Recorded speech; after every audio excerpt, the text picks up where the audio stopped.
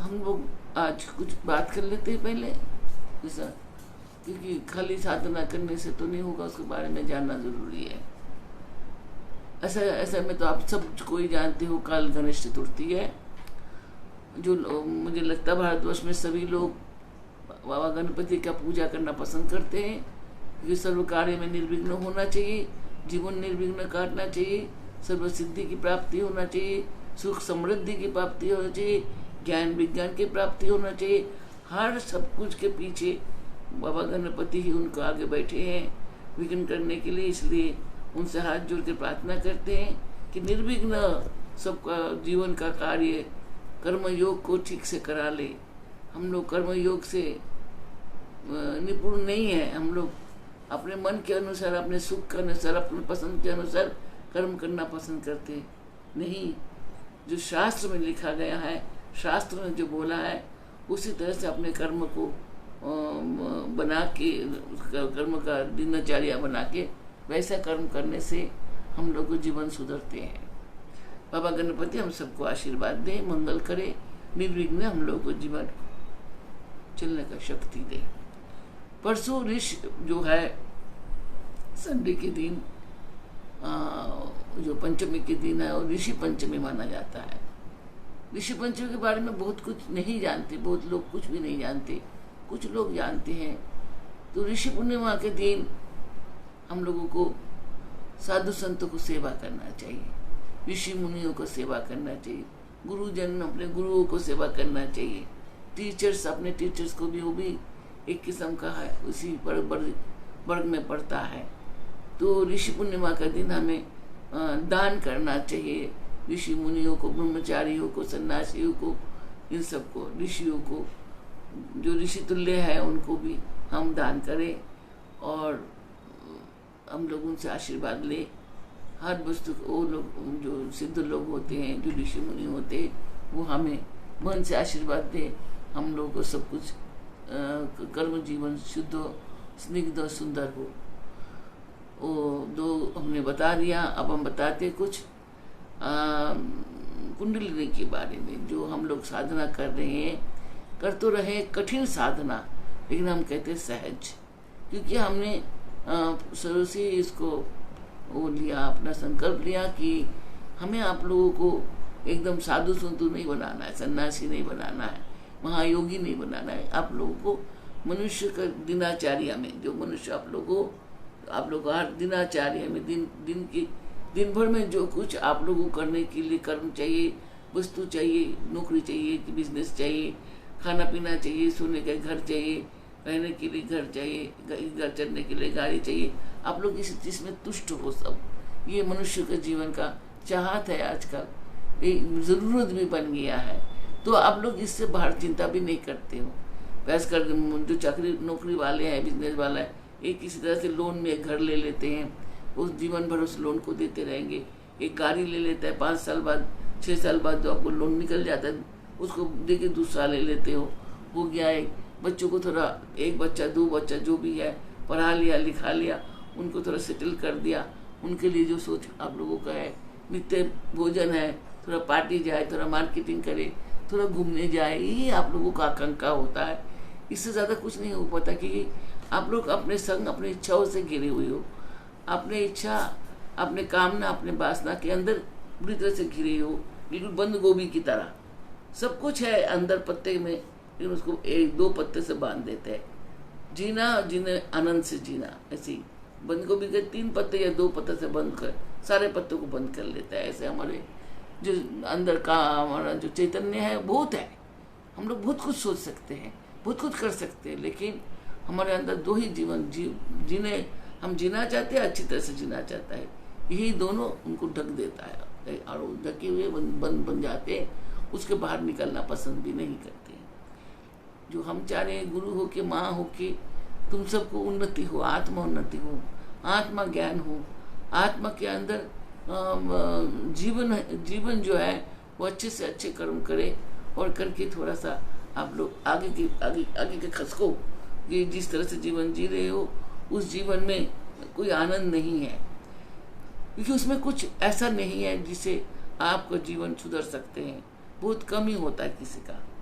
कुछ दे के कहता है मैंने तो दान किया है, मैं किसी देख के कहता मैं तो इतना बड़ा भंडारा कर दिया, कोई कुछ देख के कहता मैंने तो कपड़ा दान किया, इतने कंबल दान किया साधुओं को, गरीबों को, ऐसा करके मैंने दान किया। कुछ लोग कहेंगे क्या क्या होगा भगवान को दे के, पूजा पाठ करके, हवन करके। कई लोग मेरे सामने कहा, मैं साक्षी हूँ उनका, कि उससे तो अच्छा थोड़ा खिचड़ी बना लेते हैं, अंदर भी दलाई में दे आते हैं, और थोड़ा चावल रात का खाना, कोई उत्सव हुआ खाना बच गया तो कहता हम इसको अंदर भी दलाई में दे आए, कहीं दे आए। अब जो खा के बचे हैं उनको देने चले। अच्छा, हम लोग अगर देना चाहते थे तो शुद्ध बना के सीधा क्यों नहीं लेके गया, और कल का बचा हुआ क्यों देंगे? इस बात को सोचने वाली बात है। इसको कौन से दान कहता है? ये क्या दान हुआ? ये दान महत दानों में नहीं आता है। ये दान कभी भी महत दान में नहीं आया। आप खा के बचे, आपका मन भर गया तब बचे, तब उनको जाके दे रहे हो ताकि वो खाए। ये क्यों फेंका जाए? तो इकोनॉमी आपको इतना ही तो है, तो यही पर सोच, इकोनॉमी सोचना है, पैसा बचाना है। खैर, इस तरह से बहुत लोग करते हैं।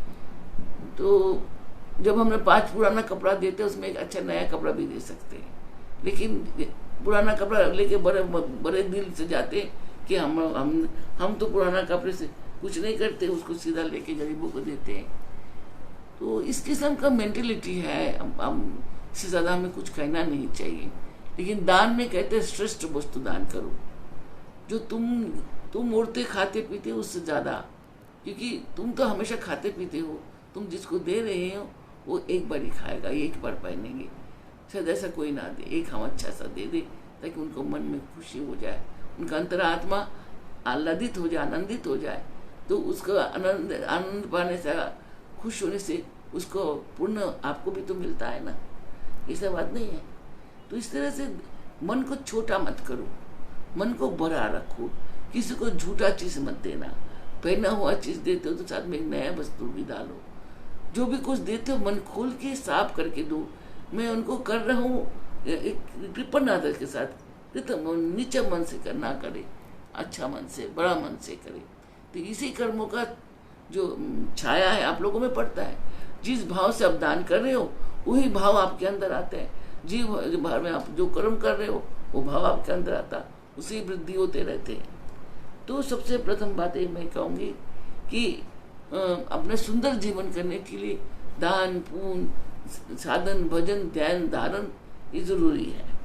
उसमें से जो जैसा पता है, कोई धूपबत्ती दीपक जला के सुबह कांपते कांपते छोटा कपड़ा पहन के भगवान के आगे ऊपर हिस्सा नंगा है, इधर तौलिया डाल के एक छोटा सा दीपक भगवान के लिए, अपने लिए तो बहुत बड़ा घर बना लेते, इतने से घर में एक फोटो रख के उसमें बत्ती जला के आरती करता है। तो अच्छा लगता है कि कर तो रहा कुछ नहीं तो कुछ कर रहा है। लेकिन नहीं, जब हम लोग पूजा अर्चन करने के लिए जाते हैं हमें सुंदर वस्त्र पहनना चाहिए। हम सुंदर, अपने को सुंदर दिखते हैं ना। पार्टी में जाते हो कैसे जाते हो? तो वहाँ तो लोगों को दिखाते हो, जो लोग तुम्हारा सुनाम भी करते हैं निंदा भी करते हैं। यहाँ भगवान निंदा नहीं करते, खाली प्रेम करते हैं, वो प्रेमी है। तो आप उन भगवान के पास बैठने के लिए आज्ञा है हमारे शास्त्रों में कि हम धोती पहने। धोती को भी बहुत ढंग से पहनना चाहिए, ऊपर एक अपवस्त्र ले और सुंदरता से अपने नहाने के बालों को कंघी करें। कपाल में हम लोग जो जैसा का मानने वाले तिलक करें, बाजुओं में करें, एक माला पहने और सुंदर हरिल लेके सुंदर सा आसन में बैठ के उनको ध्यान धारण पूजा पाठ जो मर्जी करो। कहीं तो हमेशा जैसा तैसा नहीं, एक कपड़ा बना रखा गंदा आते एकदम गंदे हो जाते उसी को पहनते रहते। मैंने एक को नहीं हजारों को देखा ऐसा कि एक कपड़ा में महीनों पहनता रहता है, काला हो गया तेल पड़ के उसी को पहनते रहते हैं। नहीं, रोज धुली हुई कपड़ा, आप रोज स्नान करते हो, आपको परिवार में सब स्नान करते हैं, आपके परिवार में कोई बीमार होता है तो उसको स्नान कराए दिए जाते हैं। स्नान हमारा शरीर को जैसा शुद्ध करते हैं, मन को भी शुद्ध करते हैं, वातावरण को भी शुद्ध करते हैं। धुलाई, किसी चीज़ की भी धुलाई शुद्धि होती है। तो जब आप लोग पूजा में कपड़ा इत्यादि पहनते हो, इनको धुली धुलाई होना चाहिए, इनको आसन धुली धुलाई होना चाहिए, इनके बर्तन जो हम लोग भगवान को भोग देते हैं उसे। तो हम लोगों को साधना में ये जो अभी आप लोगों को सहज बोला, सहज कर दिया। ना बर्तन है, ना कुछ है, ना कोई ड्रेस पहनना पड़ता है, ना तिलक करना पड़ता, कुछ नहीं चाहिए। उसमें खाली थोड़ा सा मन को साफ करके हम लोग भीतर का शुद्धि कर लेते हैं प्राणायाम से। तो प्राणायाम कर से ही हमारा शुद्धि हो जाता है। लय योग से हमारा अंदर से सब वस्तुओं के साथ, तत्वों के साथ गंदगी भी चले जाते हैं। तो इस साधना में हमें कोई खर्चा नहीं होता।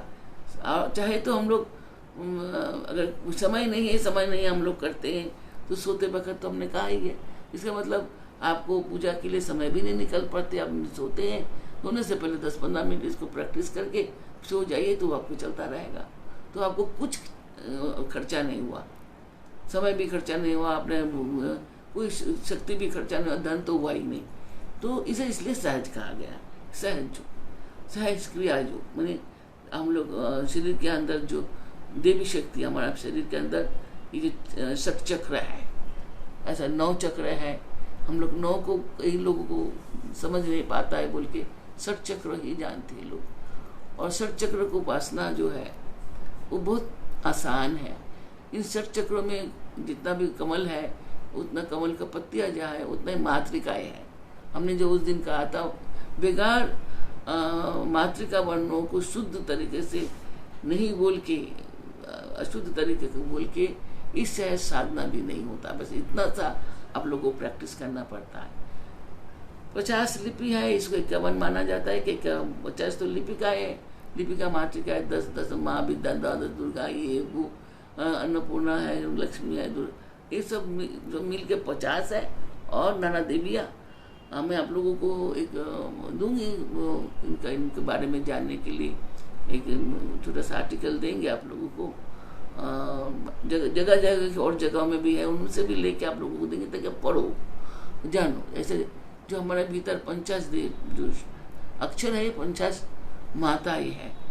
लिपिका जो लिपि स्वरूप भी माताएं हैं और इनका मातृ स्वरूप भी आधार है। तो इन सबसे प्रथम लिपि जो शब्द जो है, शब्द ब्रह्म जो है, लिपिका जो है, लिपियाँ है, इनका आप लोगों को ढंग से थोड़ा सा प्रैक्टिस करना पड़ेगा।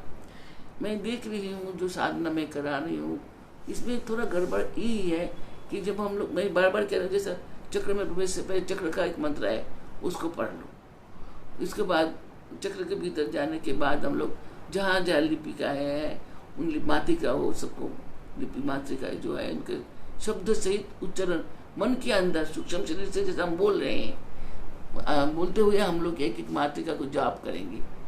जाप करते करते करते करते जितना भी क्रिया है, किसी में 4, किसी में 10, किसी में 16, ऐसा है ना, किसी में 6, इन मातृकाओं को पास जा जाके उनका मंत्रों को जाप करने के बाद पहले चक्र का भी जाप करेंगे, फिर हम अंदर प्रवेश करेंगे, फिर अंदर सबको जहाँ जहाँ मंत्र है उन सब मंत्र को हम जाप करते हैं। तो जाप खाली ये मत सोचो को शब्द है, मैं जिसे देख रहा हूँ शा तो हो ही गया, उसके बाद बड़ा आ का खा गा गा गा चा चा चा, इसको आप लोग छोटा बच्चा दोबारा बनो, थोड़ा सा बन के इन शब्दों को जहाँ से बोलना चाहिए तहाँ से बोलना जरूरी है। जैसे मैंने कहा ना आ, इसे अकोट सा सुनाई देता है। अ शब्द जो अ ये कभी भी सुंदर नहीं हो। आ सुर के साथ है, ए सुर के साथ है। बड़ी जो है दीर्घ ही है जो, वो भी बड़ी सुंदर है। वो हमारे पास 4 हो गया। तो उ उ उ ओ उषा के ऊ हो जाता है, ओंकार का ऊ हो जाता है। इनको ठीक से थोड़ा आप लोग एक बार थोड़ा सा उच्चारण कर करके इनको शब्दों को सही उच्चारण करो। शब्दों को जितने आप शुद्ध उच्चारण करोगे, आपको अंदर प्रवेश करने के बाद, जाप करने के बाद आप लोगों को कितना अच्छा लगेंगे तब आप महसूस कर पाओगे। इसलिए मैं आप लोगों सबको बार बार कह रहा हूँ, इन शब्दों को जहाँ बताए जाते हैं वहीं पर रख के उनको उच्चारण को करिए। मैंने उस दिन भी कहा सलील का सा होता है, सलील देखिए दांत में जाता, जैसा शशि शशि ऊपर जा रहा है, जैसा र जीव र आता है, दो होठ खुलते हैं, जीभ बीच में आते हैं, दांत के भीतर से शशि, देखिए दांत के भीतर से सुकार आते, तब शशि आता है। तो ऐसे ही शब्दों को जो है ठीक से बोलते बोलते 2 दिन से 3 दिन, 4 से ज़्यादा 5-7 दिन, इससे ज़्यादा लगना नहीं है। 2 दिन में कर सकते हो, 2 दिन में आराम से होता है। 2 दिन से 7 दिन, जो बहुत ही ज़्यादा अबुद्धिमान है वो 7 दिन, 7 दिन 2-10 ले लो, कितना 85 तो शब्द है। रोज आपने अगर 10-10 लिया, 5 दिन में हो गया। तो उस शब्दों को जरा ठीक करो। शब्दों ही आपको जाप का, फिर अपने जब मातृका को ठीक से पहचानेंगे, मातृका शब्दों को ठीक से करने लग जाओगे, तब मंत्र भी आप ठीक से करने लग जाओगे। जो मंत्र हम देते हैं, गुरु लोग देते हैं, उस मंत्र को स्तोत्रम, कवचम, बीज अक्षर जो हम जाप करते हैं, तब वो शुद्ध तरीके से होगा। बहुत जरूरी है हमें मातृका वर्णों को ठीक से उच्चारण करने का। उसी से मंत्र बन के, मंत्र सिद्ध होके हमें सर्व पाप से मुक्ति दिलाते हैं, हमारा विद्या बुद्धि को बढ़ाते हैं। हम सभा में बृहस्पति बन सकते हैं अगर शब्दों ठीक से उच्चारण करें। वर्ण मातृकाएं जो है, इसके अलावा जो लोग शाक्तोपासक को आप लोग जानते हो, जो मातृका वर्ण को न्यास कराते, न्यास बिना कभी हमारा साधना में से हम लोग सिद्धि नहीं कर पाएंगे। तो उसमें मातृका न्यास, अंतर मातृका न्यास, बहिर् मातृका का न्यास, संघार मातृका का न्यास, वर्ण न्यास। देखिए इन सब 8-10 जो न्यास है, इनको ठीक से करने से भी वर्ण मातृका प्रसन्न होके आपको अपार विद्या दान कर सकता है। सभा में आप बृहस्पति बन सकते हैं, ये जान लीजिए। इसलिए आप सभा में बृहस्पति बनो ना बनो, अपने लिए तो बनो। आपने जो साधना करके समय को दान उसमें लगाओगे, उस समय का आपको वो तो मिले। अपने मेहनती जो अपने मेहनत करके साधना कर रहे हो, फल तो मिले। अच्छा, साधना भी कर रहे हो, दुख भी भोग रहे हो, ये तो मैं नहीं समझूंगा कि सही बात है। तो इसलिए बार बार आपको आज आखिरी बार बोल रही हूँ, मैं कुछ भेजूंगी, उनको पढ़िए। जो भी मैं भेज रही हूँ उस सबको एक एक करके लाइन करके शब्द के साथ पढ़ के उसको समझो। हम तो शास्त्र से सीधा भेज रहे हैं ना, हमारा किसी का टीका भाषा नहीं भेजा आपको आज तक। आपको सीधा जो भगवान शिव या भगवान कृष्ण या उनको समय से जो वो लोग बोल रहे हैं, उसी को हम आप लोगों को दिया, ताकि आप लोगों को कभी कोई बोलना ना पड़े, फलाना ने सिखाया बने। हमने खाली उस जगह को निकाल के आपको नोट बना के दे दिया, ये वाला नोट पढ़ लो, ये वाला नोट पढ़ लो, उसे सिखा रहे हैं। लेकिन ये शास्त्र से दे रहे हैं, जो हमारे गुरुओं ने हमें दिया उसी में से दे रहे हैं। जब हमारे गुरु द्वारा या गुरु बड़े लोगों ने लिखा है, तो उनसे आप लोगों को नोट्स भेजते हैं। जो और भी वाला जो हमारा वंश में नहीं, उनका भी हम भेजते हैं, ताकि लोग सब, आप लोग सब किस्म का जान सको। सब अपना अपना, सभी ने ईश्वर के बाद जब बोले सब वही बोलेंगे, थोड़ा घुमा के, थोड़ा आगे नीचे पीछे करके, ये जानने के लिए पढ़ना चाहिए। लेकिन साधना अपने गुरु के साथ ही करना चाहिए। गुरु का हाथ पकड़ के, गुरु का आंचल पकड़ के हमें साधना करना चाहिए। बच्चे जैसा जब तक बोध नहीं आता अपने माँ को नहीं छोड़ता है, वैसे ही शिष्य को जब तक बोध नहीं आता, जब तक वो गुरु नहीं बनता, जब तक वो बोधानंद नहीं बनता, तब तक उसे अपने गुरु को पकड़ के ही रखना चाहिए, जिससे उनको बोध आए। बोध आने से ही तो सब कुछ होगा। अबोध होगा तो फायदा नहीं है। सबोध होना चाहिए, सुबोध होना चाहिए, इसको सिद्धि मिलेगा फिर ही। तो आज हम लोग, अब थोड़ा सा ये कहना मुझे था, मैं देख रही हूँ कि शब्द शुद्ध नहीं है। शब्द शुद्ध होना बहुत जरूरी है। शब्दों को ऐसा बोलो जितना शुद्ध हो जाए। मेरे जैसा मत बोलो, मैं तो बंगाली मिला मिला के बोलती हूँ, क्योंकि मेरा कमजोरी है कि मैं बंगाल में जन्म लिया, मैं रसगुल्ला वाला बात बोलता हूँ। कभी कभी अशुद्धि तो आता है, जानती भी हूँ मैं अशुद्ध बोल रही हूँ, लेकिन मैं क्या करूँ, मैं बंगाली हूँ, बंगाल के लोग ऐसी बात करते हैं। लेकिन मैं सर्वदा मैं कोशिश करती हूँ कि मैं ठीक से बोलूँ, मेरे शब्द ठीक से मुँह से निकले, क्योंकि जो भी शब्द है वो सरस्वती वाग्देवी की वाक्य है। इसलिए वाक्य को हमें शुद्ध तरीके से उच्चारण करना चाहिए, कोशिश पूरी करती हूँ। इसलिए आप भी कोशिश करो, चाहे आप मद्रासी हो, चाहे पंजाबी हो, चाहे कोई भी हो, अपने मातृभाषा का वो तो आएगा ही, छाया तो पड़ेगा ही। कुछ भी करो, मातृभाषा जैसा जैसे जो भी इंसान हो अपने परिवार का स्वरूप तो उसके अंदर आएगा ही आएगा। तो हम जिस प्रांत से है, प्रांत का, भाषा का तो थोड़ा हम लोगों पे असर पड़ता ही है, लेकिन अपनी तरफ से उसको शुद्ध करना चाहिए। ठीक है। और आस्ते आस्ते हम लोग प्राणायाम को समाप्त करो, और मैं जितना सिखा रहा हूँ थोड़ा आप लोग घर में करके उसको आगे बढ़ाओ। और ये जो यात्रा के बारे में जैसे आप लोगों ने कई वो किया, हमको प्रश्न किया कि हमें रंग नहीं दिखता, किसी को कुछ दिखता नहीं है, किसी को दिखता है, तो ऐसा अभी भी रंग को जब तक आप जानोगे नहीं, आप देख रही हो इसमें मूलाधार पद्म लाल है, उसके बाद बड़ा भी लाल है, उसके बाद बड़ा एकदम फिरोजी है, उनकी रात बड़ा हल्का उसमें है, दो रंग मिला हुआ हल्का हल्का, पर इसमें विशुद्ध चक्र में नीली भी है, थोड़ा सफ़ेद भी है, तो मिली जुली है। ऊपर तो सहस्रार का तो कहना ही क्या है, वो तो उसका रंग तो हम वर्णन ही नहीं कर सकते। द्वादश जो है वो पीत वर्ण की है, तो ऐसा ऐसा रंग जो ये है आज्ञा है उसमें नीली के साथ है, लाल मिली बोले थोड़ी बहुत। तो इसमें जब इतना रंग दिखाया आपको दे रहा, तो अंदर आप चलोगे सब रंग आपस में ऐसा करके मिलते रहते हैं। ऐसा हम लोग हेलिक्स की तरह चल के ऊपर जाते हैं, और रंग हमारा रंग के साथ साथ जाते हैं। हम एक एक चक्र पार करते हो, वो रंग हमारे साथ चलते हैं, फिर दूसरा चक्र में जाते हैं, फिर एक रंग जुड़ जाते हैं, फिर एक में जाते हैं, फिर एक रंग जुड़ जाते हैं। ऐसा एकदम सब तो जो 6 कलर है, घूमते घूमते घूमते एकदम उनके साथ साथ हम घूमते हैं। इसलिए हमें रंग तो दिखना बहुत जरूरी है। रंग जब हमारे पास एकदम अंधकार जो हमारा अपने अंदर का वो है अंतरिक्ष है, तो उसमें से एक एक रंग आके मिलते, तो उस रंग को मिलते देखना बहुत ज़रूरी है। क्योंकि हम इतना दूर चल के आए, जैसे आप लोग रास्ते में जाते हो, सीट में पढ़ते हो ये कौन से रास्ते से हम जा रहे हैं और जहाँ जा रहे हो कितनी दूरी पे है, तभी तो पता लगता है यहाँ रंग है। इस रंग जब रंग मिल रहा है मतलब हम समझ जाएंगे कि हम इसमें है मूलाधार में, अब हम इस स्वादिष्टान में है, अब हम मणिपुर में है, अब हम इसमें स्वादिष्ट उसमें हृदय के पास में, फिर हम लोग जाते हैं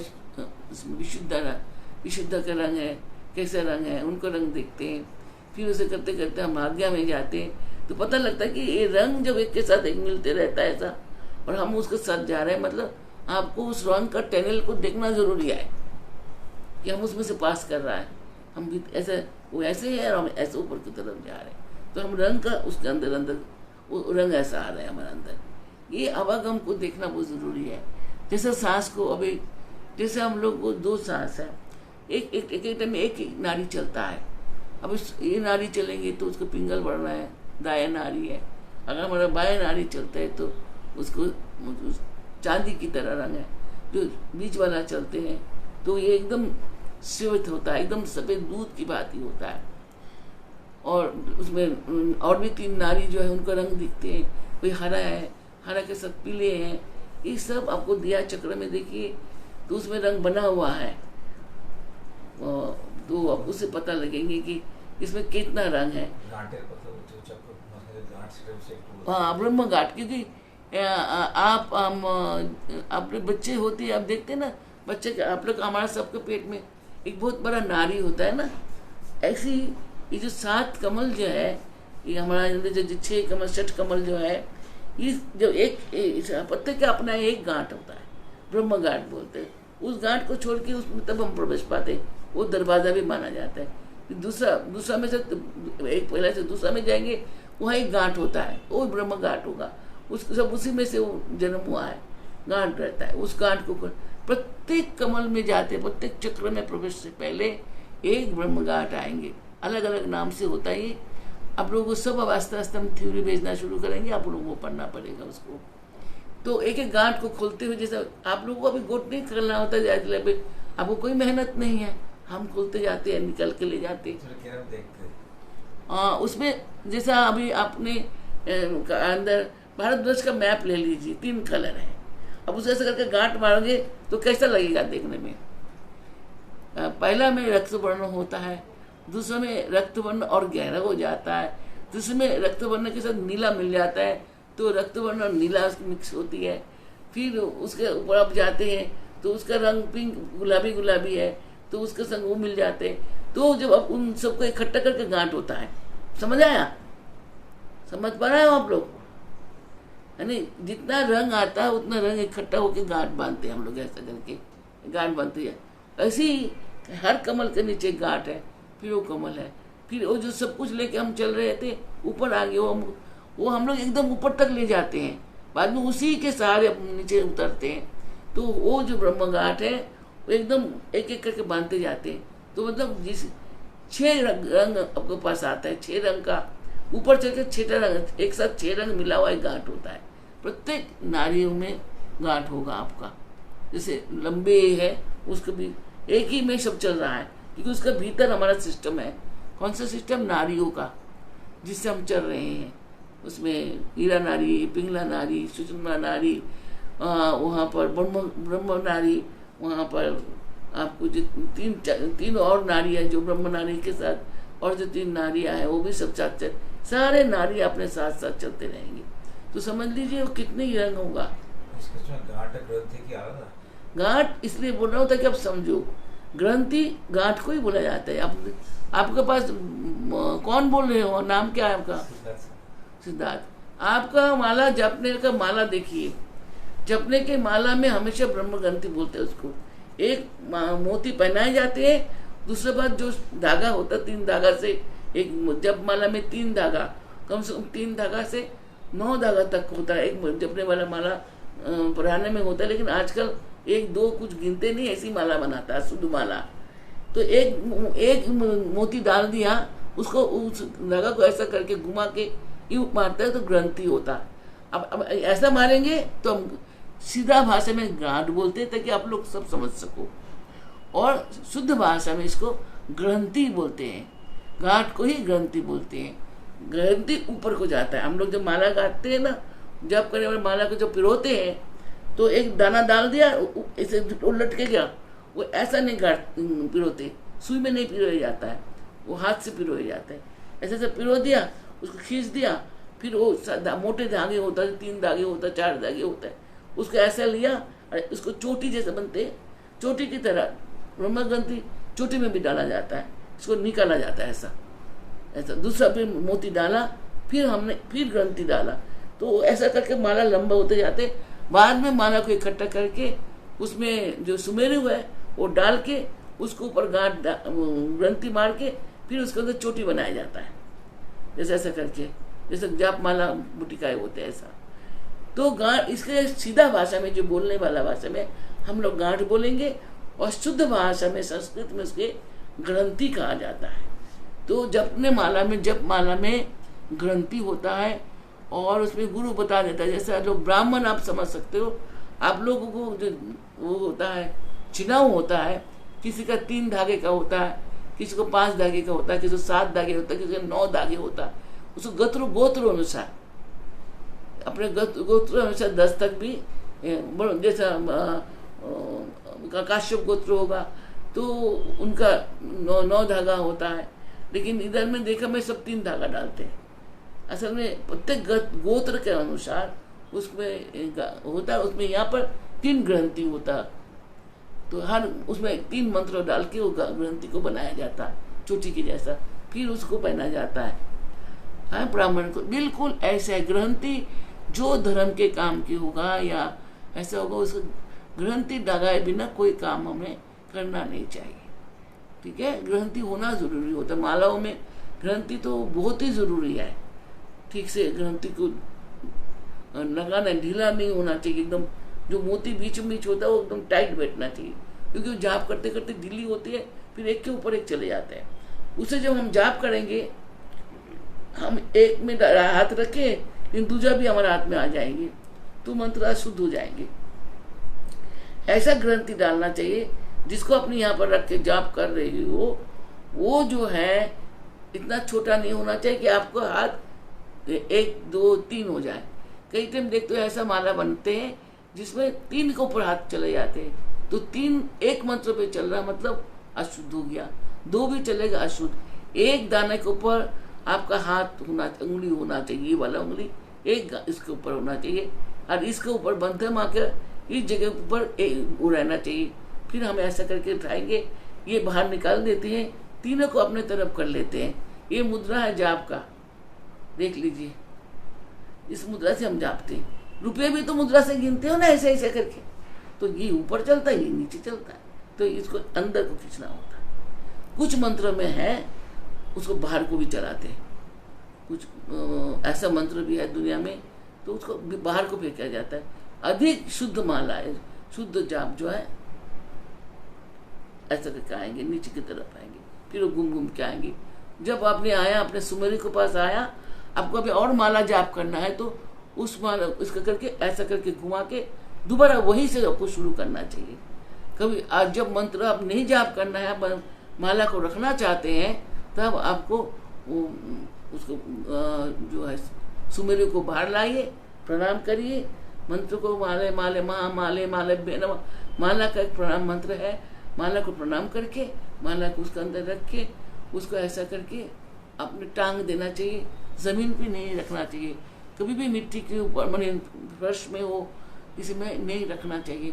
जब बूटी का हमेशा ऊपर रखना चाहिए। मैं सबको कहती रहती हूँ, मेरे यहाँ भी बच्चे आप लोग नहीं करते हो, कि जब बूटी का में किसी का पैर नहीं लगना चाहिए, किसी का हाथ नहीं लगना चाहिए। और जब बूटी का कभी गले में नहीं धारण करिएगा, कभी नहीं। कि जब जापने वाले जो माला होता है उसको अगर गले में धारण करते हो, हमेशा तो झूठ झाट बोलते रहते हो, हिंसा करते रहते हो, किसी मन में किसी के लिए बुराई सोचते रहते हो, तो माला अवगुण हो जाता है, उसमें गुण नहीं बचता है। इसलिए जाप करने वाला माला हमेशा ढक के, तो जाप करते वक्त भी हमें चाहिए, जैसे वो जब बूटी का पहन लेते ऊपर से एक उपवस्त्र ऐसा लेके फिर उसको जाप करिए, ताकि माला कैसा जाप रहे किसी को पता ना लगे। कारण जाप चोरी हो जाता है। बड़े बड़े संत लोग भी जाप चुरा लेता है, साधु लोग भी चुरा लेते हैं, और साधक वर्ग के लोग भी चुराते हैं। इसके अलावा चौर गणेश बाबा गणपति भी चौर रूप है उनका, वो भी समय हमारा जाप ले लेते हैं। और लेते कौन है?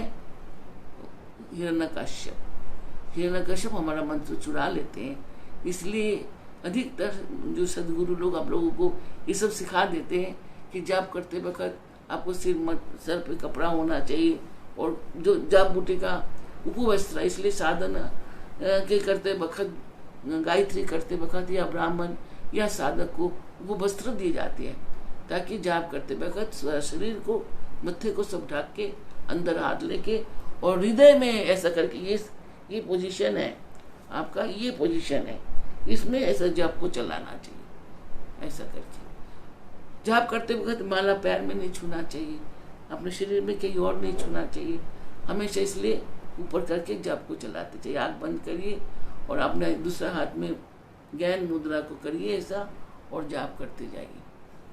तो ये सब काम आज मैंने सोचा था थोड़ा सा रोज हम लोग करते हैं, ये सब बातें भी आप लोगों को जानना चाहिए।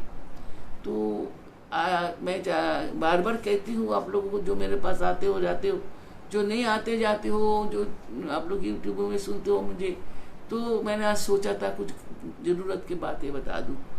तो इसलिए मैं शुरू में ही आप लोगों को बोल रही हूँ कि जो भी जिनको दीक्षा होते हैं, हमारा गुरुओं को भी धर्म पड़ता है, और उनको खुद को भी, कि वो जो मंत्र लिया है उसको गुरु से बार बार सुन ले, शब्द का कैसे उच्चारण करना है, कैसे उसको बोलना है।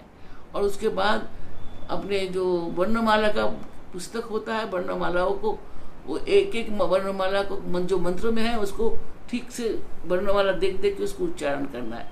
जब शुद्ध हो जाए तब जाप शुरू करना चाहिए। अशुद्ध कटी जापो निष्फल हो जाएगा, एकदम निष्फल हो जाता है। और शुद्ध जाप चाहे 100 बार जपो, चाहे 10 बार जपो, वो शुद्ध रहता है, उससे सब कुछ हो जाता है। इसलिए ज़्यादा करने के चक्कर में कभी भी गलत मंत्र नहीं जापना। गलत मंत्र जापने से आपका सब खत्म हो जाता है, एकदम शून्य में हो जाते हैं। इतना मेहनत, इतना समय सब बर्बाद हो जाता है। ठीक है, और कुछ पूछना है किसी को इस बारे में? अपने आसन, अपने माला का जो उसका जो गोमुखी, इन सबको साफ रखा करो। जैसे आप धोते, नहाते, स्नान करते हो, पाउडर लगाते हो, तेल लगाते हो, खुशबू लगाते हो, ऐसी माला में खुशबू लगाना चाहिए, माला को साफ करना चाहिए। माला माले माले महामाले माले भ्यो नमो नमः। हे माला माला माले माले माले माले महामाले। जैसे हम लोगों के पास कई माले होते, कोई 28 बार जाप करते हैं, 28 गंध वाला माला होता है, किसी के पास 51 बीज वाला मोतियों वाला माला होता है, किसी के पास 108 वाला होता है। तो माले माले माने छोटे छोटे माला हो, कैसे भी माले हो, सबके लिए जब माले माले महामाले माले भ्यो नमो नमः, इसको अपने सिर पर करके नमस्कार करके फिर उसको बैग में ही छोड़ दें, उसको ऊंचा में रखो। आसन शुद्धि का मंत्र तो आप लोगों को प्रैक्टिकल सीखना चाहिए, लेकिन अगर कहोगे तो आप लोग उसमें हो, उसमें हमारा व्हाट्सएप में हो, तो हम उसका पूरा कैसा जाप करना चाहिए उसको भेज सकते हैं हम, क्योंकि वो बड़ा है, पूरा एक उसका एक यंत्र बनता है। अपने दक्षिण ओर अपने आसन का, अब जब बैठोगे आसन में पहले बैठ लेना, पहले आसन को प्रणाम करना चाहिए। जहाँ पर आसन लगाओगे आसन को करके, आसन को घुटना मोड़ के प्रणाम करके, फिर आप उसमें दक्षिण पैर से पहले उसमें दक्षिण पैर रख के बैठे, अथवा जैसे हमारे कुल में है, आप लोग भी जानो कि हम लोग अस्ते करके पैर को घुमा देते और ऐसा करके बैठ जाते हैं, सीधा कमर लेके बैठ जाते, फिर पैर को ऊंचा करके लाते। क्योंकि हमारा जब से एक मैंने अपना बनाया, क्योंकि मैंने जानते हूँ वो मेरा गुरु का गोद है। जो हमारा जो आसन होता है हमारा गुरु का गोद होता है।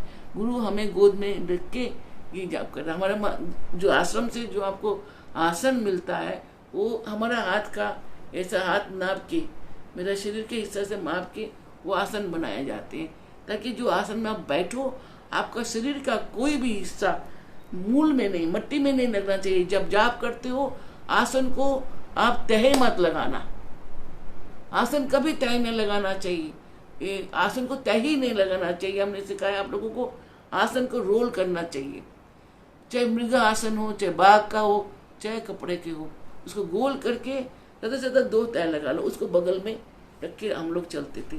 आप लोग देखते भी हो, रामायण देखते हो, महाभारत देखते हो, देखते हैं ना ऋषि लोग कैसे चलता है, अपने आसन अपने बगल में लेके चलता है।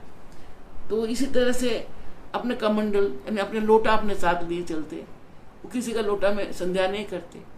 तो ये सब चीज़ अपना होना चाहिए, आसन, लोटा, माला और जपने का वस्त्र, ये अपना होना चाहिए। क्योंकि यही जो चीज़ है, पंच चीज़ जो है, ये हमारे साथ अंत काल तक जाना चाहिए। जब हम इस संसार को छोड़ते हैं, जब हम पितृलय वहाँ जाते हैं ना, तो शमशान जाते हैं हमारा बॉडी, तो हमारा कमर के नीचे यही आसन दिया जाता है, ताकि हम गुरु का गोद में चढ़ के ही जाए। और जब तक हमारा अस्तित्व होता है, हमारे गुरु हमें गोद में लेके बैठे रहते हैं। और हमारा जब अस्तित्व समाप्त हो जाता है, तभी कि गुरु ही की गोद में हमारा सब कुछ रह जाता है। इसी मन से संसार में जो घर बनाया, संसार में जो भी सृष्टि किया, यहाँ ही छोड़ जाओगे। किसी को कितना प्रेम किया, किसी को कितना आपने स्नेह किया, सब यहाँ रहेगा, सब कुछ यहीं पड़े रहेंगे आपका शरीर के साथ। आपका गुरु का गोद, आपका शरीर जो है ऐसे ही गुरु का गोद में ऐसे जाते हैं। तो ये आसन, उसके बाद जो हमारा अस्तित्व बचता है, कलश में जब जाए जाते हैं, सारा रखने के बाद ये जो हम माला जप करते हैं, इसी माला को गले में डालना होता है। यानी जब अंत तक जिस दिन हमें जल में विसर्जन की जाती है, तो भी हमारा जो हमने जाप किया है, वो जाप का फल लेके हम इस संसार में से चले जाते हैं। उसी के फलाफल से हमें पुनर्जन्म होता है। ठीक है, आसन में से जैसे हम बोल रहे थे, जब भी साधना में बैठो, आपका शरीर आसन के बाहर नहीं जाना चाहिए। इस प्रकृति में बहुत अपशक्ति घूमता है, भूत प्रेत पिशाच, बहुत राक्षस, दानव दारिंद्र, पता नहीं क्या क्या यहाँ घूमते रहते हैं। तो ये लोग हमें जो साधना में बैठते हैं, इन्हें विघ्न करता है, करने देना नहीं चाहता है। तब हम लोगों को कौन बचाते? गुरु लोग बचाते। तो जिस आसन में हम बैठ गए वो हमारे लिए वो हो जाता है, उसमें कभी भी कोई अपशक्ति नहीं आ सकते है, एकदम दंड नहीं लग जाता उसमें, वो उसी में प्रवेश नहीं करेंगे। कि कुछ भी कैसा भी गुरु अपने अगर मन से अपने बच्चे को अपना आसन दी शक्तिपात करके जब देते हैं, उस आसन के भीतर मौत भी नहीं आता है, इसलिए इस समय निकाल देना। अगर कोई अस्वस्थ में उसको लेके सोते भी है और देखो उसका अंतिम समय आया, उसको भीतर से आसन अलग कर दीजिए, तो आसन आखिरी में जाते हैं, माला बूटी सब एक के बाद एक जाते हैं। तो ऐसे ही नहीं जाना चाहिए। और जाप करते वक्त उसमें गोमुखी में हाथ रहने के साथ साथ ऊपर से उपवस्त्रों को ऐसा ढाक दीजिए ऊपर से, हमेशा उपवस्त्रों को ढाकना चाहिए डबल डबल, ताकि आपका मंत्र चोरी ना हो, अपना मंत्र खराब ना हो जाए। समझ आया आप लोगों को? तो ये बहुत जरूरी बातें हैं जो हमें जानना चाहिए। और जब हम साधना में रोज बैठते हैं, इस वक्त बैठते हैं मेरे साथ आप लोग, या तो ज्ञान मुद्रा से बैठिए, एक महामुद्रा ज्ञान मुद्रा, समझ आया? ज्ञान मुद्रा है एक महामुद्रा, महामुद्रा हृदय के पास महामुद्रा के साथ आप इस अवस्था में बैठिए, दोनों हाथ खुला रहेंगे, महामुद्रा है ये, जैसे नमस्कार उसी का ये महामुद्रा है। इसके अलावा हम तत्व मुद्रा से इस ऐसा खाली ऐसा करके यूं भी बैठ सकते हैं, ठीक है? एक हो गया ज्ञान मुद्रा, एक महामुद्रा और एक तत्व मुद्रा। हम ये 3 मुद्रा से ध्यान बखत बैठ सकते। इसके अलावा और जिसे पे भी हाथ लगा के कर रहे हैं, सबका अलग अलग गुण है। तो हमारे शरीर में ये आकाश है, ये वायु है, ये ज्ञान मुद्रा हो गया। ये आपका अग्नि तत्व है, बीच वाला उंगली, ये आकाश तत्व है। आकाश के साथ अग्नि को लगाएंगे साधना में तो आपको बहुत गर्म लगेगा। ये कौन साधु करते हैं? जो हठ योगी टाइप के साधु होता, आपने देखा कुंभ का मेले में चारों तरफ आग लगा लेते, अपना उपलो भर लेते, एकदम सारा भर देते उपलो वगैरह से, और उसमें धुस के आग जलते रहते हैं, वो उसके अंदर बैठ के जाप करते रहते हैं। ये जब भी आप इस मुद्रा में आप जाप करने लगोगे तो शरीर भयानक गर्म हो जाता है, भयानक गर्म होता है, 104 डिग्री 5 डिग्री तक हो जाता है। तो इसलिए हम लोग हमेशा मना करते हैं जब के वक्त ये नहीं करो। ये बहुत अच्छा है, लेकिन इसको संभाल पाओ तो, नहीं संभाल पाओगे तो गड़बड़ा जाओगे। ये दूसरा है इस मुद्रा, ये जल तत्व है। हम लोग जो लय योग करते हैं वही है, ये भी ये जल तत्व है। हम आकाश को जल में जब मिला देंगे ऐसा करके, ये मुद्रा बनता है। इसको नीचा करने से वायु मुद्रा मिलता है, तो ये मुद्रा होता है। आप जब इस मुद्रा में साधना करेंगे आपको गीला गीला लगेगा, थोड़ा लगेगा जैसे शरीर में हमारा कपड़ा जो है गीला गीला हो रहा है, गीला अपना महसूस होगा गीला गीला। और जब आप करते रहिए, और जब करते करते आस्ते आस्ते खींचोगे थोड़ा कभी कभी, तो उसके अंदर ठंडक बना रहेगा, जल बना रहेगा।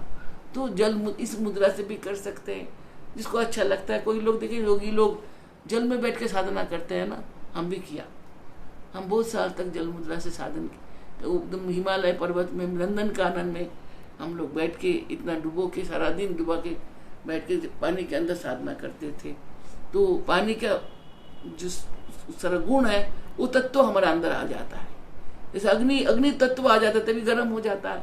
ये वायु तत्व है, हमारा मन एकदम ऐसे लगता है बहुत सुंदर, इसमें ठंडक में रहता है। ये है पृथ्वी तत्व, ये छोटी वाली। इसमें मिट्टी जो हम कहते हैं, जो मिट्टी जो है हमारा जो भू है वो जल में मिला जाता है, ये भू तत्व है, मिट्टी है ये सादा भाषा में, ये मिट्टी तत्व है। अगर हम इसमें साधना करते, ये भी एक मुद्रा है। देखो 3 उंगली खड़े होते हैं, 2 उंगली बड़ा आकाश के साथ मिट्टी जब चले जाते हैं, मन एकदम स्थिर हो जाता है और चलने को नहीं मन करता है, एकदम धीरे हो जाता है सब कुछ। और हम लोग एक ही स्थान में बैठ के बहुत देर तक साधना कर सकते हैं, उसमें हमें विघ्न वगैरह कम आते हैं।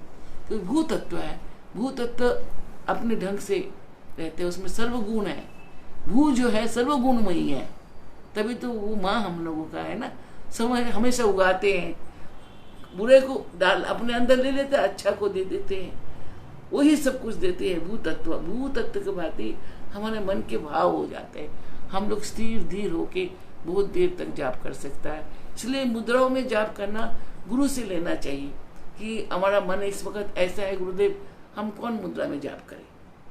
अगर हम चंचल मन से है तो गुरु बताएंगे इस मुद्रा से करो, हम उल्लास में है तो गुरु कहेंगे इस मुद्रा में करो। इसी तरह से गुरु हमारा मन के भाव देख के हम लोगों को मुद्रा बता देते हैं, हम लोग सीख लेते हैं।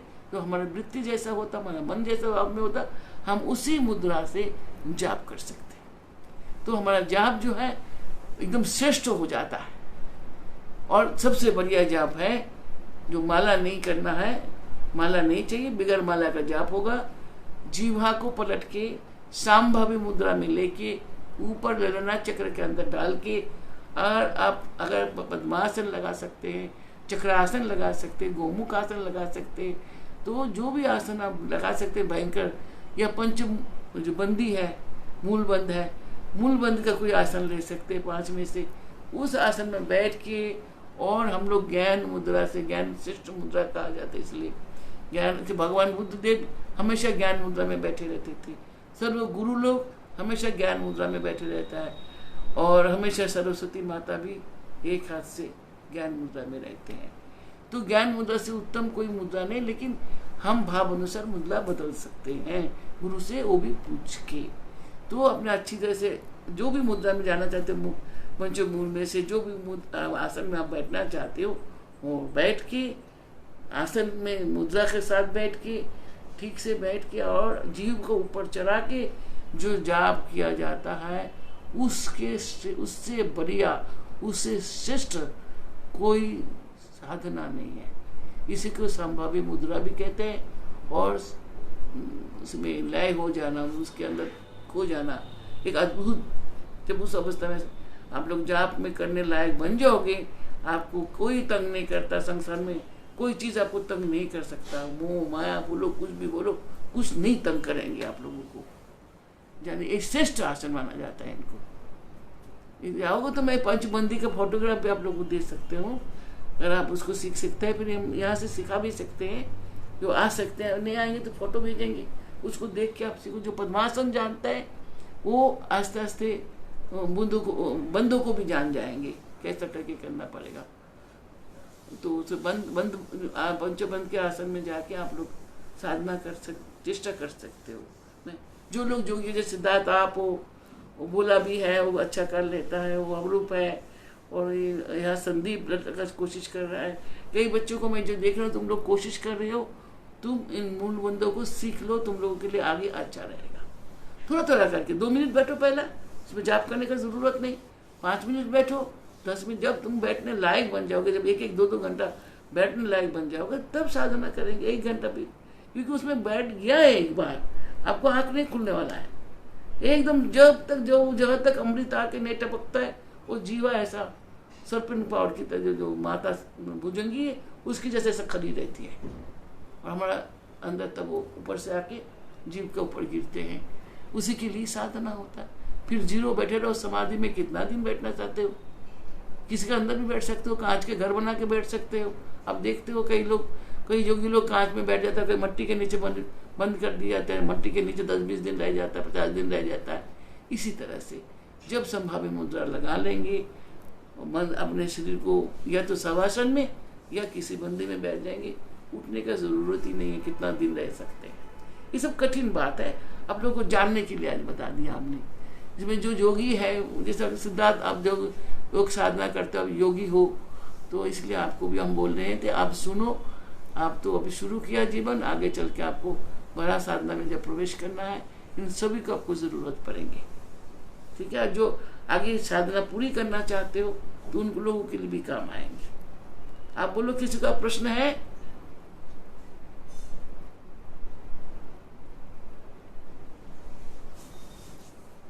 आज जो हमने बोला आप लोगों ने मन से सुना? और तो मिनट बोलो समय, क्योंकि आज हम लोग साधना की जरूरत की बातें हम मन ना लिया। शुक्रवार के दिन, एक दिन हफ्ता में कोई ऐसा बात बताएंगे जो आप लोगों को जीवन में ज़रूरत पड़ेंगे।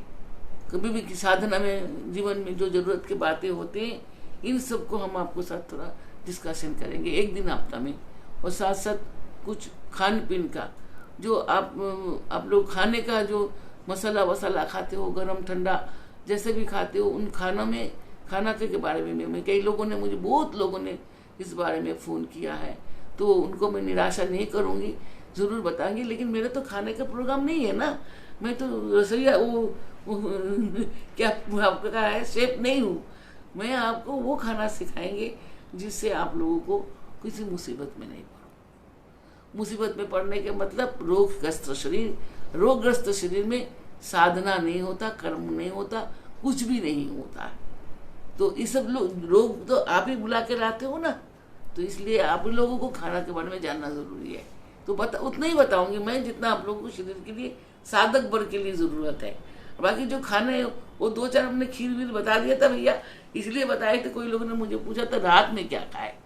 हम रात में तो कच्चा फल खाने को देंगे नहीं, रात को कच्चा सब्जी खाने के नहीं देंगे, कच्चा कुछ भी नहीं खाने, सलाद वलाद डिनर खाने नहीं देंगे। रात में हम आपको पकी हुई चीज़ देंगे, ताकि आपको स्टमक जो है वो पका हुआ चीज़ ऑलरेडी पकी हुई होती है।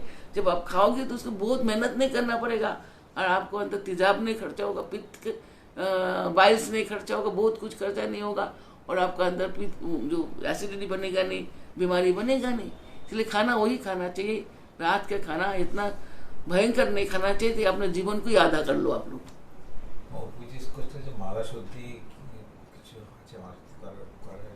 माला शुद्धि करने के लिए आप लोगों को गंगा जल रखो। गंगा जल से धुलाई करने के बाद उसमें आप जैसा मस्तक में यहाँ रख के, और आप उसका मंत्र, गुरु मंत्र का जो गुरु गायत्री है, गुरु गायत्री को जाप करिए तो माला शुद्ध हो जाता है। लेकिन यहाँ पर आज्ञा चक्र में रखना चाहिए। उसको जो सुमेरु है यहाँ रख के, और माला को हाथ के अंदर रख के ऐसा हाथ में ले लीजिए, और सुमेरु को इस मुद्रा से पकड़िए, अग्नि मुद्रा से, आकाश मुद्रा से। जब ऐसा पकड़ेंगे माला को यहाँ पर, और गुरु गायत्री का जाप करेंगे। ओम एम परमेश्वर जी विद्महे परतत्वाय धीमहि तन्नो ब्रह्म प्रचोदयात्। ऐसा ओम विष्णु ओम विष्णु ओम विष्णु 3 बार। ऐसे भी आप अगर नहा नहीं सके, पूजा करने बैठेंगे तो अपने ऊपर गंगा जल को छिड़का के दोनों हाथ को इस मुद्रा में लेके यहाँ पर रख के ओम विष्णु ओम विष्णु ओम विष्णु, विष्णु का 3 बार श्रवण करके जय गुरु श्री गुरु जय गुरु ओम एम हमच श्री गुरुदेवाय स्वाहा, इस मंत्र से आप सारा शरीर को ऐसा कर लीजिए। तो कपड़ा, धुली हुई कपड़ा पहन के, हाथ मुंह धो के आप जाप कर सकते हो। तो कोई बीमार हो, कोई स्नान नहीं कर सकते हो, कोई कारण है, मजबूर है, तब हाँ, संभाव्य मुद्रा तो जाप करने के लिए होते हैं, साधना के लिए होते हैं। मतलब आपने एक बैखरी जाप होता है जो जोर से बोला जाता है, जोर से बोला जाता है, एकदम आवाज बाहर आते हैं। दूसरा जो मानस जप जो है वो तो आपको वही करना है, गुरु का चरण में बैठ के। वहां पर जो गुरु ऐसा बैठा हुआ है आपका द्वादश दल में, सहस्र के नीचे, वहीं पर आपको शरीर को ले जाके बैठ के संभाव्य मुद्रा लगा के चिंता में, और इस मुद्रा में यहीं भी ऐसा बैठो, और अपने को सूक्ष्म शरीर में भी वहीं बैठो। गुरु के चरण में बैठ के हूँ मैं, गुरु मेरे सम्मुख में बैठे हैं और मैं जाप कर रहा हूँ। तो उसमें आपको गुरु मदद भी तो करेगा। गुरु कितना हजारों मील दूर रहे, आप हजारों मील दूर रहो, लेकिन गुरु का शिष्य का वो पावर हाउस के साथ जुड़ जाते हैं। तो ऐसा हो जाते, जुड़ जाते। जैसे कहाँ पर तो देखो बिजली का ऑफिस है, हमारा घरों में बिजली जलता है, बिल्कुल ऐसा गुरु के साथ तब हम लोग ऐसा हो जाते। और गुरु हमें एनर्जी और सब कुछ देते रहते हैं। हम लोग साधन करेंगे, जीवा को उसको पलट लो, ऐसा करके दबा के 2 पलट हो जाएगा।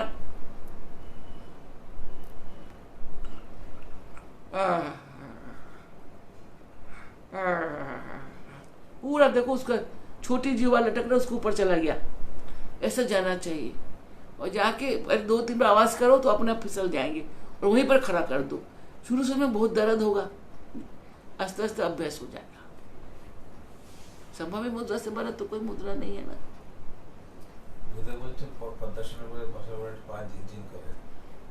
কি বলছে हाँ, पद्मासन में तो पहले हमने उस दिन क्या बोला था कि आप तितली आसन, तितली आसन को 10-15 मिनट रोज अभ्यास करना शुरू कर दो। एक ऐसा करके दोनों पैरों को ऐसा करके ऐसे इसको चलाओ और इसको जितना नीचे ले जा सकते हो। तितली आसन रोज 5-10 मिनट करते रहो। करते करते आपका जो ये बोन है, जो पेल्विक जो यहाँ का जो जॉइंट है, ये लूज बहुत बढ़िया हो जाएंगे। और उसके फिर आपको जब इसको उठाएंगे ऊपर, इसको पूर्ण आसन में लगाएंगे, वो अपने आप जगह बना के अपना दोनों पैरों को एडजस्ट कर लेंगे। अभी तो लॉक पड़ा होगा इसलिए दर्द करता, उसमें खून ब्लड सर्कुलेशन होता नहीं है, इसलिए झंझनाट होता है। और किसको क्या पूछना है? और भारी खाना, वो भारी खाना, खूब सारे पूरी, आलू का सब्जी और कुछ मिला के खूब बढ़िया खाना खा के फिर जब करने को बैठे को तो नींद ही आएगा। अभी 2 दिन से कोई पूछा, हम जब जॉब करते सो जाते। आप इसलिए सो जाते हो बच्चे क्योंकि जरूर आपने बहुत भारी भोजन कर लिया। भारी भोजन करते वक्त स्टमक जो है वो फुल हो जाता है और आपको फिर वो जब करते करते नींद आएगी, इसलिए खाने के बाद आदमी सो जाते हैं। तो आप लोग खाना कम करना, थोड़ा सा एक रोटी की जगह छोड़ना पड़ेगा। वायु को भी घूमने देना चाहिए, पीठ वगैरह से जो खाना अंदर ऐसा करेंगे वो कैसे करेंगे? आप लोग पूरा ठोस देते हो अच्छी तरह से, उसी करने में शरीर रह जाता है, जब करते वक्त नींद आ जाता है। आपने कौन बोला था, मुझे नाम याद आ रहा है, कि माला गिर जाता हाथ से, क्योंकि नींद आते है माला गिर जाते हैं। अगर अब कहते बगैर माला का कर लो, बगैर माला का करो, लेकिन उसमें भी आपको नींद आएगा अगर आपने बहुत भारी भोजन कर लिया तो। भोजन इतना भारी मत करो। भोजन हफ्ता में अपना दिन बना लो। किस दिन आप घी भात खाओगे, किस दिन आप पूरी आलू सब्जी खाओगे, किस दिन आप बड़े, और कुछ लोग ऐसे में तो है ना, सब लोग कुछ खाना खाते हो, कब खाओगे? जो अशुद्ध खाना खाते हो वो तो उस दिन जाप तो होगा ही नहीं, तो शरीर में बाइल्स बढ़ जाता है, नहीं होता है। इसलिए आदमी कुछ नहीं कर सकता, खा पी के सो जाता है। तो इसे जानिए बेटे, साधना में जितनी हल्का खाना खाया जा सकता है, जितनी हल्का खाना खाओ उतनी अच्छे हैं, उसमें शरीर में तो सेहत अच्छा रहता है। इसलिए ये लावा ना जिसको जो महाराजा पुष्टा किया है मूव को दो सेट कि दिनेश महाराजा पुष्टा किया है मूव को दो क्वेश्चन का विस्तार ना। कौन सा माला जाप रहे हैं हम लोगों में? शाक्तों में तो चलमान जाप माला लेके हम करते ही नहीं। हम लोग शाक्त जो शक्ति का उपासक है, जो भगवती की उपासना करते, हम तो बैठ के साधना करते हैं। और जो जपा जप, उसमें माला का जरूरत नहीं होता है, उसमें आप चलते फिरते जाप करिए मन से। मानसिक जाप आप किसी वक्त कहाँ भी चलते चलते भी कर सकते हैं, वो मानसिक हो जाएगा। उसे जीभ नहीं चलाना, शब्द नहीं बोलना, मतलब मन में मानसिक जब मन से करोगे। लेकिन माला लेके हम शाक्त में ये उचित नहीं है। शाक्तों को पहले शिक्षा यही है, मन माला यंत्र तीनों। कौन यंत्र है, जो शाक्त लोग यंत्र के ऊपर माई का पूजा करते हैं। तो यंत्र किस लिए होता है? जिस घर में यंत्र शुद्ध रहते हैं, मंत्रों पर नित्य आचरण होता है, पूजा पाठ होता है, जब स्तुति वगैरह कवच वगैरह पढ़ा जाता है, तो उस घर में धन की कमी नहीं होता। कहता लक्ष्मी अचला होता है। और मन को स्थिर करके, मन एक माला मन में चलता है, जो किसी वक्त कहाँ भी कैसे भी मन माला आप चला सकते हो। वो मन को रक्षा करता है कि हमारे भटकने के लिए मन ही बहुत बड़ा चीज़ है। मन को ही हम अपने कंट्रोल नहीं कर सकते। मन हमें रास्ता भटकाते, इधर उधर भटकाते रहते हैं, जिस कारण हम भटक जाते हैं। मन ही सबसे बड़ा शत्रु हमारा है। मन ही हमारा मित्र बनता है, मन ही हमारा पिता माता बनता है। तो मन को जैसा बनाओगे ऐसा बनेगा। मन ही तुम्हें गाइड करता है, इच्छा देता है ना, कामना देता, वासना देता। मन में जो आएगा तो शुरू कर देते हो। तो मन को रक्षा करने के लिए माला होता है। अब वही करते हो आप लोग, इसलिए तो हम देखे आप लोगों को थैली देते हैं और कहते हैं घर में कहीं पे एक जगह में उसको, जहाँ पूजा का जगह में कहीं भी वो बना के रखो कील या कुछ डालो और उस पे माला को पूरे बैग को लटका दो। ऐसा भी हो सकता जहाँ पूजा का स्थान है आसपास या कहीं और जगह में भी लटका के रखो, जमीन पे नहीं रखो, और रखना चाहते तो दराज में रखो, क्योंकि वो भी ऊंचाई पे ही है, कोई बात। लेकिन मट्टी में है वो जो चीज़ है, आपको दराज जो है उसको, अलमारी जो है जमीन के साथ होता है, मूल में जाता है। कहता है माला जाप करते करते माला की अवस्था होता है, माला छूते ही स्वतः मंत्र चलने लगता है, और वो मंत्र आपको खुद गाइड करेंगे। तुम गलत बोल रहे हो, तुम सही बोल रहे हो, तुमको बोलेगा कान के पास आके। अगर माला शुद्ध है तो तुम्हारा मंत्र यहाँ पर खराब हो रहा है, जल्दी ठीक करो, वरना मन के अंदर जाके वो कुचुर कुचुर करेंगे। तुम अभी ऐसा नहीं गलत बैठे हो, तुम गलत कर रहे हो, तुम्हें गाइड के मन, माला ही उस वक्त तुम्हारा गुरु बन जाता है। जो मैं कह रही थी, तो माला जो है मन को आपको एकदम कंट्रोल कर देता है। यंत्र धन को रक्षा करता है, मंत्र मन को रक्षा करता है। मंत्र जो है अपना पूरा, जो मंत्र हम जाप करते हैं पूरा मन को रक्षा करके देते हैं। माला कभी तो जब चलते हैं मंत्र, माला जाप जो है, ये दोनों मिलके हम लोगों को सात्विक भाव देता है, हमको शुद्ध कर देते हैं। इसलिए माला अगर शुद्ध हो गया, और जिसका माला शुद्ध है उस माला को वो अपने आप आपको शिक्षा देगा कि गुरु का प्रतिनिधित्व करता है।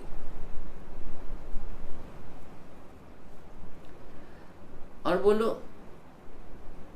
कुछ बोलना है? एक देखो, आज बात करते, एक दिन हम लोग बात करेंगे, जिसको जो प्रश्न करना होगा, ये शुक्रवार का दिन मैं ही रखूंगी, ताकि आप लोगों से मेरा बात भी होता रहे, थोड़ा सत्संग भी होता रहे, और जो जरूरत के बातें हमारे जीवन में नित्याचार में चाहिए तो हमें वो करना चाहिए। तो मैं कई दिन से सोच रही थी, हाँ, एक बार मैं सोच रही थी छुट्टी करेंगे, तो छुट्टी करने से अच्छा थोड़ा आप लोगों से चाहे आधा घंटा मिले, चाहे 1 घंटा मिले, और ज़्यादा मिले, तो मैं चलो शुक्रवार को छुट्टी नहीं करेंगे, आप लोगों से मिलने का चेष्टा करेंगे, बात करने का चेष्टा करेंगे, कुछ चीज़ें सिखाने का कोशिश करेंगे, ठीक है? थोड़ा बहुत आप लोग घी, थोड़ा सा घी है ना, घी खाने में खाओ, कुछ की नहीं होगा। जो लोग हम लोग जाप ज़्यादा करते हैं तो शरीर खुश्की हो जाता है, तो थोड़ा थोड़ा सब किसी चीज़ में भी देसी घी या गांव का घी अपने खाने में, सब्जी में, किसी में तड़का डाल दो, ऐसा डाल के भात के साथ भी खा सकते हो, रोटी पे लगा के खा सकते हो। थोड़ा सा, एक छोटा चम्मच का आधा चम्मच जरूर कभी कभी हफ्ते में 3 दिन 4 दिन घी लिया करो, उसमें मन वगैरह शरीर है इसे तर हो जाता है। जैसे बाल में हम लोग घी मालिश करेंगे तो कितना आराम लगता है, गाय घी, लेकिन बदबू मारता है, नहीं लगाया जाता, लेकिन लगा के स्नान कर लो उसी टाइम, देखना कितना अच्छा लगेगा। नहीं तो बादाम का तेल, आलमंड की जो तेल होता है, उस तेल को अपने लेके बढ़िया वाला सही वाला, तो आप अपने शरीर मत्थे में ऐसे बूंद बूंद लेके खूब अच्छी तरह से उसको मालिश करो, उसमें भी आपको शरीर तार हो जाएगा। अच्छा है, थोड़ा नाभि में लगाओ, थोड़ा नाभि में लगाओ, थोड़ा मत्थे में लगाओ, थोड़ा कान में लगाओ, नहाने से पहले कर लो, या रात में करके सो जाओ, सुबह नहा लो, देखना कितना आपको शरीर एकदम से खुश्की नहीं रहेगा, शरीर के अंदर खुशक नहीं आता है, गला नहीं सूखते, पानी की इतना ज़रूरत नहीं पड़ते, खुजली कम होता है, तो बहुत शरीर को आराम देता है। ठीक है, अब आप लोगों को पूछना नहीं, अब ख़त्म, यहीं पर आज का सभा समाप्त करते हैं, सबको आशीर्वाद देते हैं, कुशल मंगल रहो, बहुत अच्छा लगता है, कभी तो बात करना ही चाहिए। ठीक है, आप लोग और अपना प्रश्न जो है आप याद करके रखा करो, तो कम से कम बातें करोगे तो सीखोगे भी। एक को बोलेंगे दूसरा साथ में सीखेंगे। हम लोग, हमारा एक छोटा सा बात वो भी बोल रहे, हमारे बाबा, हमारे गुरु महाराज क्या करते थे, हमको कैसे बताते थे, हम लोगों को, हम लोग जो उनके पास शिक्षा लेते थे, हम लोग दूर दाया हाथ में दक्षिण की ओर बैठते थे। जो लोग मिलने के लिए आते थे इधर से आते थे, बाएं तरफ से, जहाँ बैठते थे वहां से निकलने का रास्ता वो बनाता था। और जो तारापीठ गए तो पंचमुंडी में बाएं तरफ से लोग निकलते थे, उनको आराम, हम लोग उनको दाएं तरफ, जो शिमुल गाछ की जहाँ पर था, अब तो शिमुल का पेड़ है ही नहीं, तो वहाँ पर हम लोग दाएं तरफ बैठते थे। 70 वर्ष, समझ 60 वर्ष पुरानी बात आपको बता रहे हैं। तो गुरुजी हमेशा बाएं तरफ देख के हर बात बोलते थे, हम लोग वो तरफ को कभी कभी देखते थे, और बाएं तरफ वालों को कुछ बोल रहे हैं, सो आँख ऐसा करके जिसको तरफ देख लिया समझ लो उसी को बोल रहे हैं, वो समझना पड़ता था। ऐसा करके जिसको देखते थे, नहीं तो उसको देख देख के पूरा एक सब्जेक्ट बोल देते थे। कोई आया, कोई कष्ट लेके आया, उनको प्रश्न का उत्तर दे रहे हैं, उत्तर देते देते जो उनका हम लोग उनके पास सीखते थे, जो बैठे हैं हम लोग, कभी इधर उधर भी तो हो सकते मन, तो कभी इधर उधर होने से गया, वो नहीं बोल, दोबारा नहीं बोलेंगे।